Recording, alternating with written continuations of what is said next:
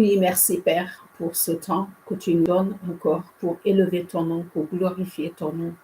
Je veux magnifier ton amour. Je veux te louer pour tout ce que tu es en train d'accomplir, jour après jour, pour tes enfants, pour leur vie, pour tout ce qu'ils traversent, Seigneur. Tu es celui, le Dieu des miracles, celui qui a transformé, Seigneur, la vie de tes enfants. Quand ils étaient dans le désert, tu étais là le matin, tu les poursuivais et tu te transformais en nuée le jour pour les protéger du soleil. Tu te transformais en lumière la nuit pour les éclairer. Sois notre lumière. Conduis-nous, Seigneur. Merci, Père, pour ton amour, pour ton amour. Merci, Seigneur Jésus, d'avoir acquis cet héritage, de nous avoir permis de nous approcher du Père Saint-Esprit. Je veux t'honorer ce matin. Je veux te donner cette autorité pour que tu puisses nous éclairer, nous donner la révélation profonde de cette parole. Dans le nom précieux de Jésus, ton Fils, j'écris. Amen. Amen. Le procès contre des frères. 1 Corinthiens 6, à partir du chapitre du verset 1. Quand l'un de vous entre en conflit avec un frère, comment ose-t-il demander justice à des païens au lieu de s'adresser aux membres de la communauté? Ne savez-vous pas que le peuple de Dieu jugera le monde? Et si vous devez juger le monde, êtes-vous incapable de juger les affaires de peu d'importance entre vous? Ne savez-vous pas que nous jugerons les anges? À plus forte raison, les affaires de cette vie.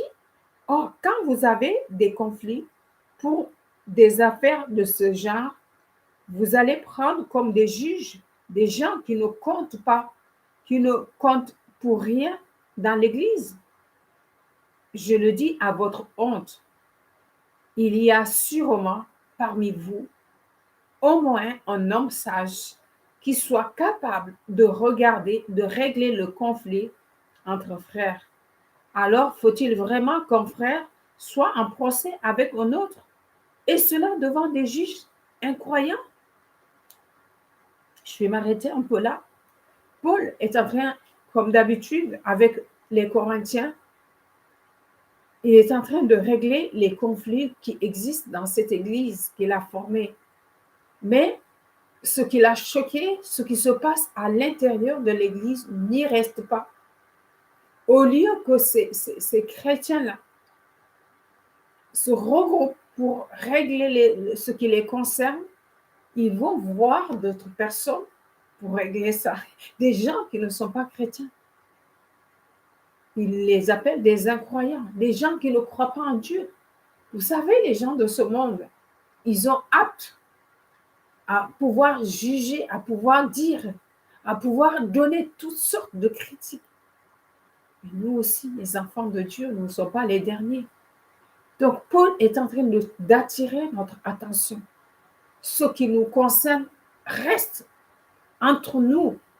Nous ne devons pas amener un frère devant des gens pour parler. Nous ne devons pas du tout parler d'une personne, de quelqu'un chrétien comme nous. Nous ne devons pas parler de lui devant.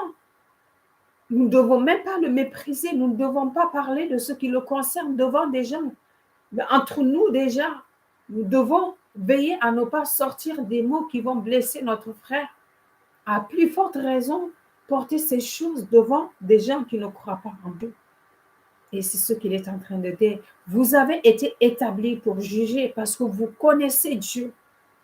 C'est nous qui jugerons ce monde. C'est nous, même les anges. Il a dit, même les anges, c'est nous qui les jugerons. Je suis... oui, à plus forte raison, les affaires de cette vie. Nous allons juger les anges. À plus forte raison, ce qui se passe dans cette vie.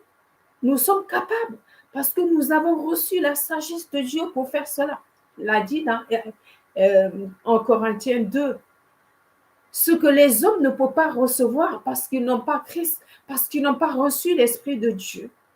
Nous, les enfants de Dieu, nous qui avons reçu l'Esprit de Dieu, nous qui avons reçu Jésus-Christ comme Seigneur et Sauveur, nous avons reçu cette sagesse. Ce qu'un homme ne peut pas, n'a jamais entendu, ce qu'un homme n'a jamais vu, il l'a fait connaître à nous. Alors quand il y a des choses qui se passent entre nous, veillons à les régler entre nous, à ne pas exposer nos frères devant des personnes qui ne connaissent pas Dieu. Oui, c'est la vérité. Il n'y a pas. Oui, ne pas faire des choses devant des gens qui ne croient pas, devant des juges incroyants. C'est le fait d'avoir de procès entre vous est déjà la preuve de votre complet échec. Qu'est-ce que je dis au départ? Ce que Paul est en train de dire, il ne doit pas avoir de procès. Nous devons avoir un esprit de discernement pour dire, attends, ce qui se passe devant mon frère là, ce n'est pas normal. Ça veut dire quand il y a des procès, quand il y a des disputes, quand il y a des murmures, quand il y a des choses entre chrétiens, ça veut dire que l'ennemi, ce n'est plus Dieu qui contrôle, ce n'est plus l'Esprit de Dieu qui est en train de contrôler au sein de l'Église. Ce n'est pas l'Esprit de Dieu, c'est l'ennemi qui est en train de mener. Parce que des procès entre chrétiens, vous vous rendez compte de ce que ça veut dire? Nous savons que celui qui accuse, c'est Satan. Nous l'avons vu devant Job. Et il dit à Dieu, fais ça, on va voir ce qu'il va devenir. Mais pourtant, il revient vers Job pour le pousser à certaines choses, le mettre dans certains états. La même personne qui est Satan, il va venir vers toi, il va te dire, regarde ce qui se passe dans la vie du frère. Et tu regardes, il te dit, regarde, c'est lui qui est en train de te faire ça, celui qui est en train de te faire ça. Et puis, quand tu vas parler, il va dire à Dieu, regarde, tes enfants là sont en train de se... Telle personne en qui tu as mis ta confiance est en train de critiquer ses frères. Il est en train de dire, c'est le frère, c'est la même personne, c'est les ruses, c'est les stratégies. Alors, si on est capable de discerner que telle parole vient de l'ennemi, nous ne pourrons plus être en procès entre les frères. Quand tu sens que en ce moment, tel frère n'a pas le temps de faire ça avec moi, tu sais que c'est parce qu'il n'a pas le temps. Tu ne vas pas le juger, tu ne vas pas parler sur lui, tu ne vas pas te fâcher, tu ne vas pas te dire, parce que tu sais aussi que toi, tu as des moments où tu n'es pas capable d'aider, de faire ceci. Et tu le comprends et ça passe. Et le fait d'être déjà en procès montre que vous êtes... Le fait d'avoir des procès entre vous est déjà la preuve de votre complet échec. Pourquoi ne supportez-vous plutôt pas l'injustice? Oui.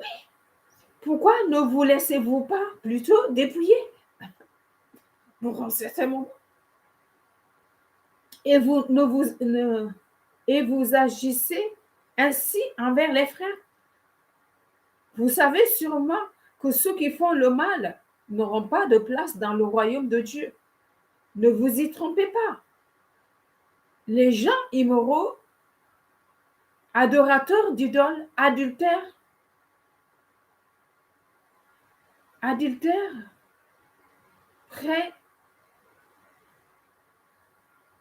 pédérastes,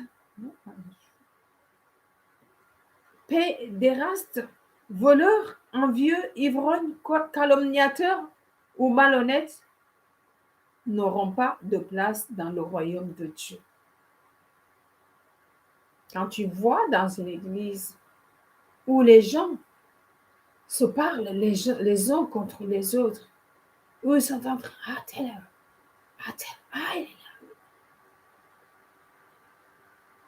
s'il vous plaît. Quand même la pensée est dans ton cœur, chasse-le. Parce que sache que cette pensée-là, au fond de toi, C'est une porte pour Satan que tu es en train d'ouvrir à Satan pour qu'il vienne s'installer en toi. Dès que la pensée est en toi contre l'autre, chasse-le. Chasse-le. C'est un combat. C'est là qu'il faut commencer. On ne se moque pas de Dieu. Si à l'intérieur de l'Église, les mêmes choses se passent comme hors de l'Église, ça c'est vraiment quelque chose de preuve d'immaturité au sein même de l'Église, au sein des membres.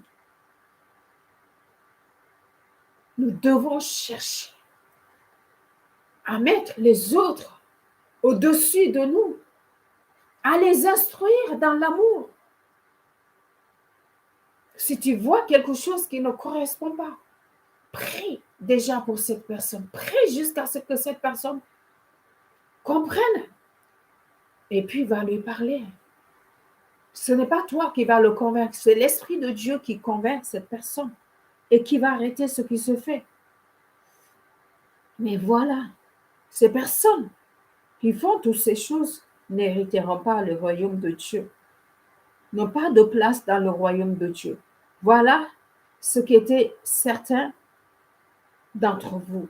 Mais vous avez été purifiés, vous avez été mis à part pour Dieu. Vous avez été rendus justes devant Dieu. Oui, au nom du Seigneur Jésus-Christ et par l'Esprit de notre Seigneur. Nous ne pouvons pas faire ça. Nous savons qu'à l'intérieur de nous, nous voulons faire des choses bien.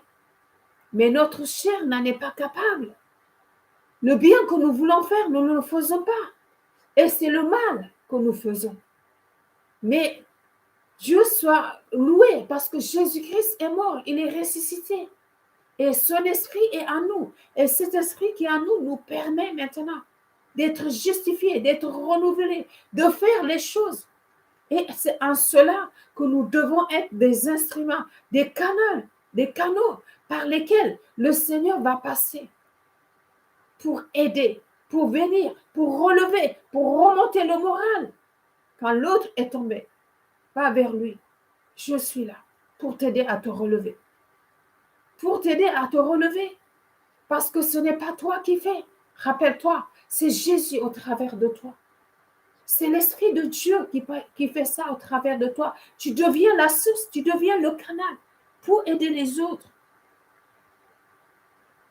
Mettre son corps au service du Seigneur. Donc, dans cette première partie, de 1, du verset 1 Corinthiens 6, verset 1 à 11, retenons ce point. Quand tu as quelque chose contre ton frère, sache que tu n'es pas dans ce que Dieu veut. Règle ça le plus rapidement possible pour passer à une autre étape. Prends le temps de prier pour ce frère et appelle-le. Aide-le à s'en sortir. N'aie même pas envie d'aller raconter ce que l'autre est en train de faire. Non, ce n'est pas ce que Dieu veut. Même au fond de toi-même, ne juge pas ton frère. Mettre son corps, nous devons disposer notre corps au service de la gloire du Seigneur. Vous allez jusqu'à dire, tout m'est permis. Oui, cependant, tout ne vous est pas bon. Tout n'est pas utile. Je pourrais dire, tout m'est permis, mais je ne vais pas me laisser asservir par quoi que ce soit. Vous dites aussi, les aliments sont pour le ventre, et le ventre pour les aliments, oui. Cependant, Dieu détruira l'un comme l'autre, mais le corps humain, lui, n'est pas fait pour l'immoralité. Notre corps n'est pas fait pour l'immoralité. Il est pour le Seigneur. Le Seigneur est pour le corps. Notre corps est pour le Seigneur. Le Seigneur est pour le corps. Parce que ce corps, c'est le seul instrument. Rappelez-vous, Jésus-Christ est assis au ciel, à la droite de Dieu. Et par son esprit, l'esprit peut se servir de nous pour faire ce qu'il veut sur la terre. Si notre corps n'est pas au service de Dieu, ça veut dire qu'il est au service de Satan. Soit l'un ou soit l'autre. Mais soyons fermes, catégoriques. Je ne parle pas d'être un chrétien radical qui est dans les formes, non. Mais dans notre façon d'agir, avec douceur. Soyons fermes dans ce que nous faisons, dans ce que nous voulons dans notre corps, pour que notre corps soit entièrement disposé au service du Seigneur, qu'il puisse s'en servir. Il ne peut pas rentrer dans notre corps tant qu'il est souillé, tant qu'il y a ces choses, ces éléments qu'il a cités plus haut. De faire ce que je veux de mon corps parce que c'est mon corps. Ça m'appartient. Non, ça ne t'appartient plus. Ton corps appartient au Seigneur. Disposons-nous. Et à partir de ce moment, nous devenons ce canal, nous devenons ce réseau par lequel il va passer. Il peut passer librement. S'il passe et qu'il y a un blocage, il ne peut pas passer. Il y a quelque chose en nous qui ne lui appartient pas, qui va le bloquer. Satan a au moins de bloquer. Non, tu ne peux pas passer par celle-là. Parce que voilà ce qu'il est en train de dire sur son frère. Voilà ce qu'il est en train de faire. Voilà ce qu'il est en train de dire. Non, ce n'est pas ça. Ce n'est pas pour nous. Le corps humain, lui, n'est pas fait pour l'immoralité. Il est fait pour le Seigneur et le Seigneur est fait pour le corps. Dieu a ramené le Seigneur à la vie.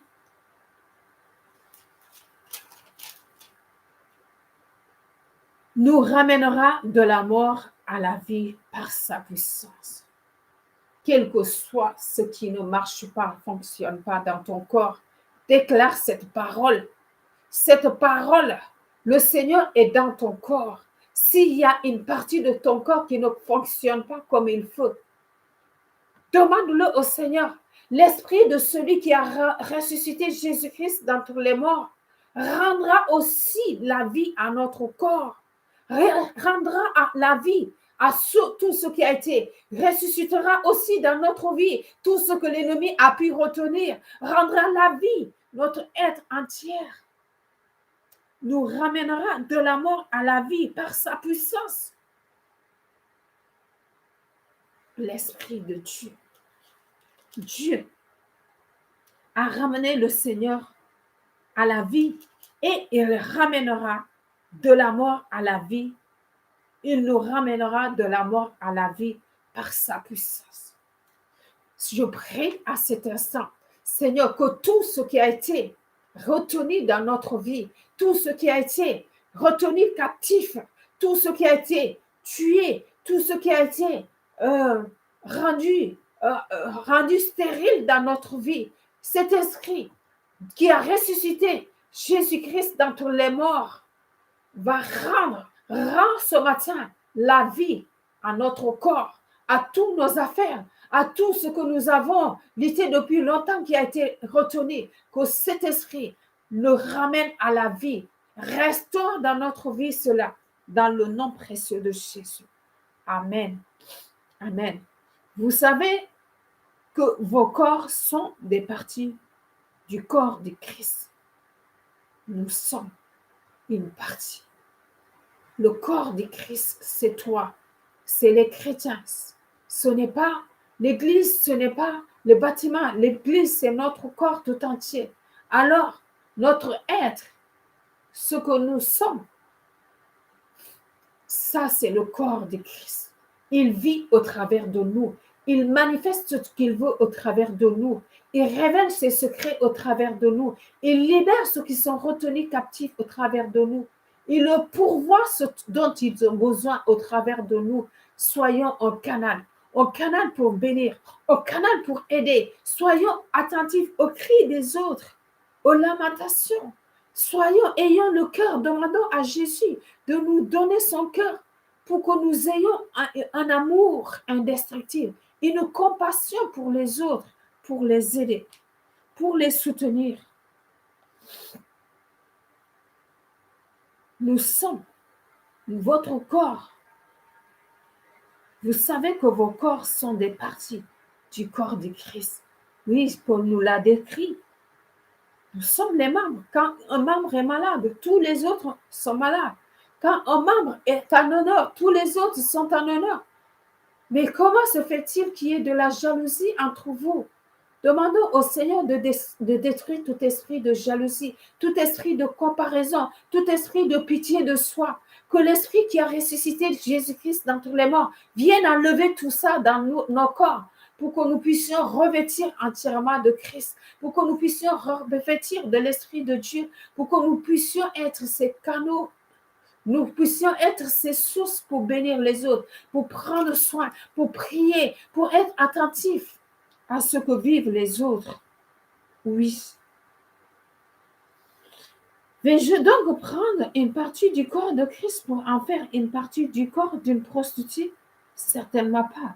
Ou bien, ne savez-vous pas que l'homme qui s'unit à une prostituée devient avec elle un seul corps?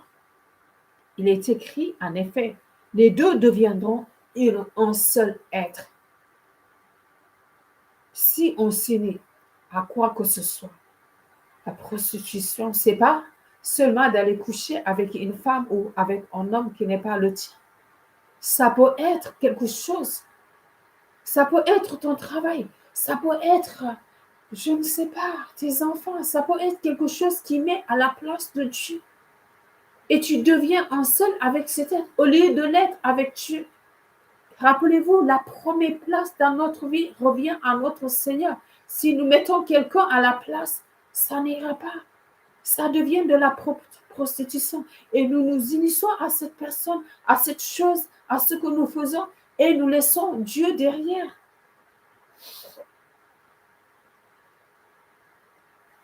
Il est écrit, les deux deviendront un seul être.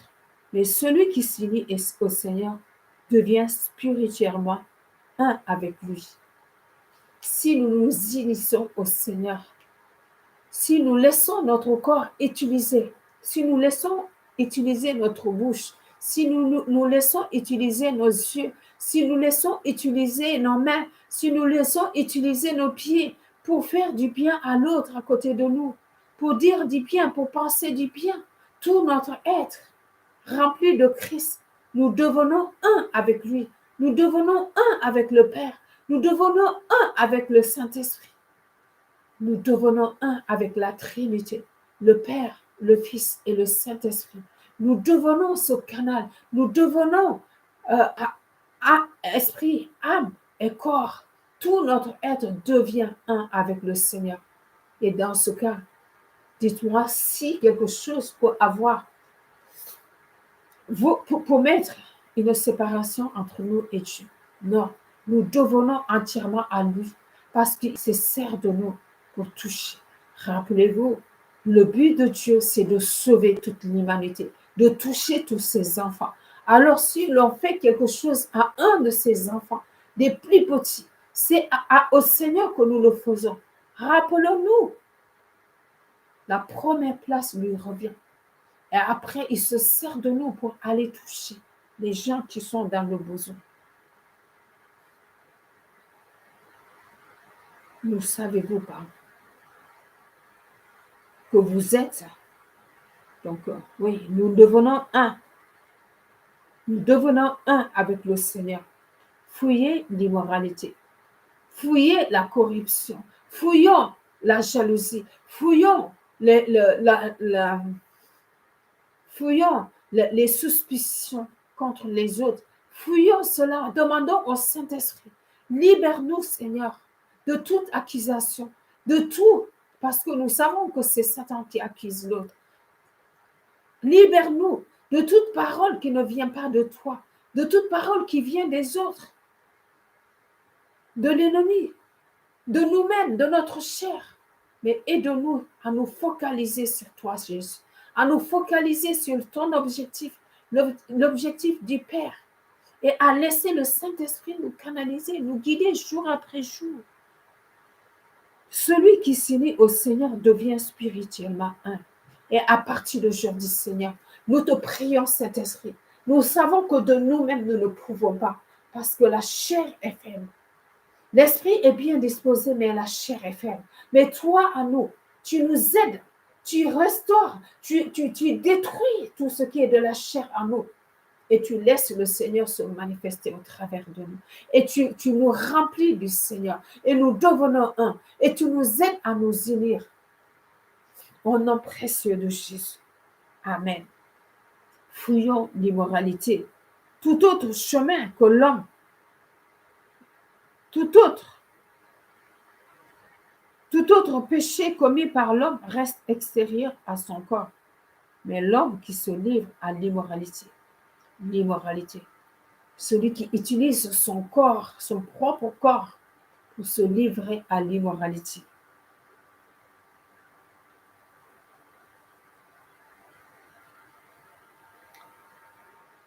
Pêche contre son propre corps. Quand tu utilises ton corps pour faire quoi que ce soit, une prostituée, ou quoi que ce soit, qui est à l'intérieur à toi, tu es en train de chasser le Seigneur Jésus à l'intérieur de toi. Tu es en train de chasser l'Esprit de Dieu. Rappelez-vous, le jour que Adam et Ève ont péché, l'Esprit de Dieu qui était avec eux, qui leur permettait de communier avec Dieu, de discuter, de parler, ça n'est allé. Le jour que les Israélites ont mis le péché dans leur vie, se sont riés aux idoles et n'ont pas suivi les conseils de Dieu. L'Esprit de Dieu qui était dans le temple est parti.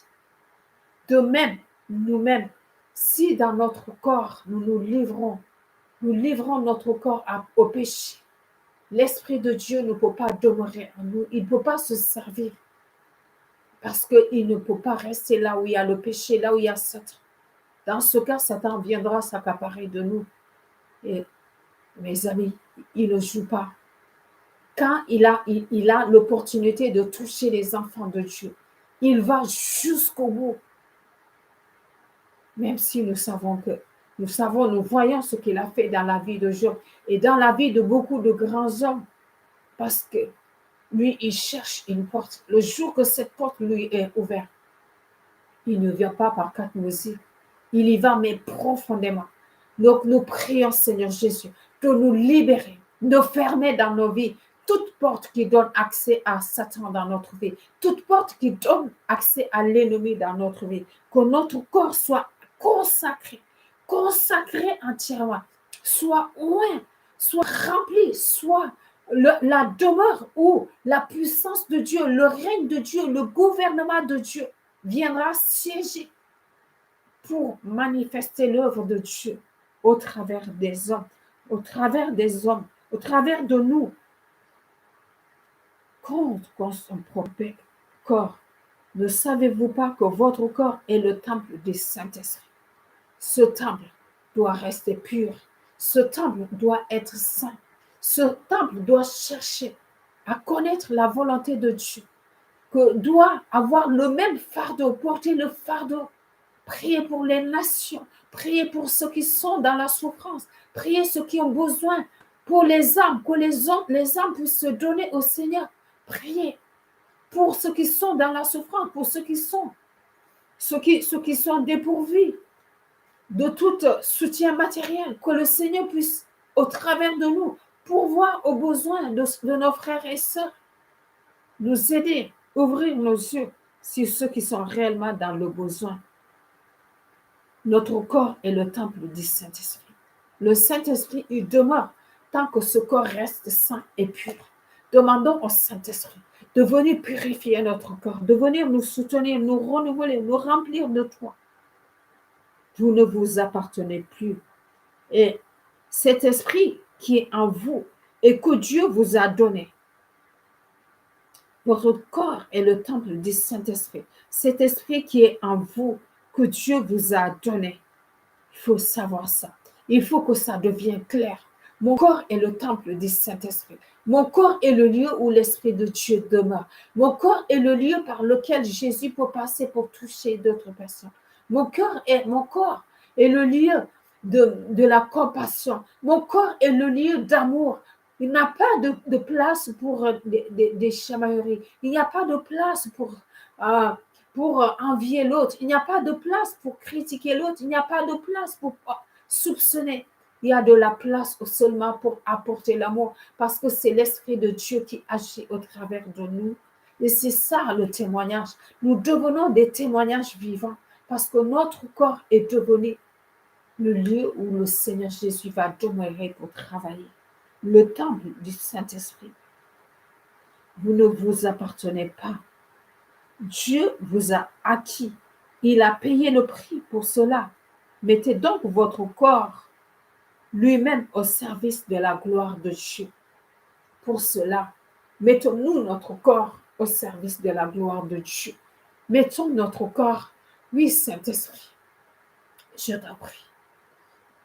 Agis ce matin, là où nous sommes faibles, que l'Esprit de Dieu, dans Jean 3, que cet esprit fortifie notre être intérieur, qu'il renouvelle notre être intérieur, qu'il nous révèle toute la vérité cachée, toute vérité cachée à nous que nous ne savions pas, qu'il nous protège de toutes les attaques de l'ennemi, qu'il nous permette de pouvoir agir et de faire les mêmes choses que Jésus et de faire des choses plus grandes parce que l'Esprit de Dieu est à nous, qu'il nous protège, qu'il nous renouvelle, qu'il nous remplisse, qu'il ouvre nos yeux spirituels pour que nous puissions voir ce qui vient de Satan, discerner cela et de l'écarter de nous et discerner ce que Dieu veut que nous fassions pour que nous puissions apporter des biens autour de nous et ceux qui sont loin de nous aussi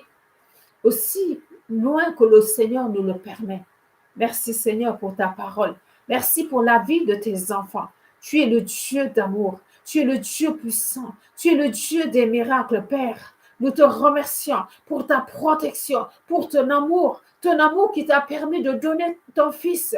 Seigneur, tu as donné ta vie, tu nous as sanctifiés. C'est la dimension de Jésus qui nous a sanctifiés, qui nous a renouvelés, qui nous a donné la vie et qui a envoyé l'Esprit de Dieu. Nous te remercions, Seigneur Jésus. Ce matin, renouvelle-nous, remplis-nous de toi, remplis-nous de toi.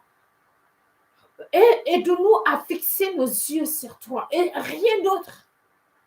Oui, Seigneur Jésus, nous te remercions pour ce que tu as accompli. Merci, Saint-Esprit, pour ton assistance, pour ta présence chaque jour dans notre vie, pour ta canalisation, le fait de nous canaliser, de nous aider à nous focaliser sur ce que veut le Père et le Fils, de nous aider, de nous renouveler par ton amour, dans le nom précieux de Jésus. Merci pour ta gloire. Merci pour ton amour. Merci pour ta présence. Dans le nom précieux de Jésus, j'ai prié. Amen. Amen. Nous allons retenir ces points. Nous ne devons pas utiliser notre corps au service de l'ennemi. Nous ne devons même pas penser des choses qui ne sont pas bien sur notre prochain. Nous devons être remplis d'amour. Nous devons disposer notre corps pour le Seigneur. Nous devons être ce canal, ce temple, cette source par laquelle le Seigneur va passer pour aider les autres, pour les bénir, pour les emmener à lui. Merci Seigneur pour ta parole. Dans le nom de Jésus, j'ai prié. Amen. Sini la solo la wala le ungala so pour min atemit ajo mulolo la naila ago kabuko wahandu hase kanaku ujojo pour min ujo kan wa jakota pale lo hasono bi mulot la temit wano sam panu ujuke jak no has kanaku wahuman pumulot la temit no komulon kaino ka jakot ko yarake waruta ulo bal elobi ya jakot hakil ya uyali an hakil anando hase kanaku alet an anyon atatemi anando hase kanaku alet akrecha wala ale u kana sinila solo la wala no la menatemi aili anga sinila solo la minalok neilanga son nango kabuku ka hasu tomo nailanga sona lamben kabuku jukuma pale ani sida u lambeno atemi kamo lambenoli binu bana babu u lambenoli u senoli semba soni mininji di lamben ka sohlamu kalamben Dikajakata nyoli Yesu Krista. Diseni unakaongea tasiet minu lambe nuli minu mana babu jobu pule lwa hope di sini la sole liwandu hasikana ku ufumulo tula liwa hope wandu hasikana ku wa saitani